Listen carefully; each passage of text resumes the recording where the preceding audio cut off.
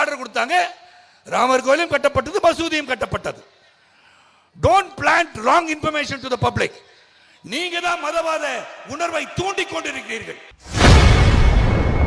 நேற்று தனது பிறந்தநாள் நிகழ்ச்சியில் பேசிய நடிகரும் பாஜக நிர்வாகியுமான சரத்குமார், தமிழக வெற்றி கழக தலைவர் விஜய் மதவாதத்தை தூண்டுவதாக கூறியுள்ளார். முன்னு சொல்லியிருக்கார், எதை கேட்டாலும் பாசிசம் அரசு பாசிசம் அரசுன்றார். I don't know whether my dear friend Vijay knows the meaning of fascism. Benito Mussolini, Hitler, இவங்கெல்லாம் கடைபிடித்தது பாசிசம். அது படிச்சிருப்பார் நினைக்கிறது, தெரியல, இது பேசுறார் அவர். அது துன்புறுத்துபவர்கள், இனப்படுகொலை செய்பவர்கள், பிறரை துன்புறுத்தி வாழ இயலாமல் செய்பவர்கள் தான் பாசிஸ்ட். Strong rightist, வலதுசாரிகள். ஆனா அப்படிப்பட்ட ஆட்சியாக நடந்து கொண்டிருக்கிறது. உண்மையை பேசுங்க. இங்க துன்புறுத்திட்டு இருக்காங்களா?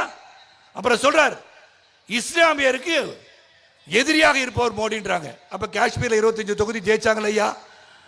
அங்க இருக்கிற காஷ்மீர் பெண் முத்தலாக்கை நீக்கி இஸ்லாமிய சகோதரிகளுக்கு வாழ்வை கொடுத்தாரு. அங்க இன்னைக்கு ரக்ஷா பந்தன் அன்னைக்கு மோடிஜி அவர்களுக்கு ராக்கி கட்ட வேண்டும் என்று இஸ்லாமிய சகோதரிகள் துடித்தார்களே. அப்ப அவர் மீது நம்பிக்கை இல்லையா? துன்புறுத்தி இருக்கிறாரா?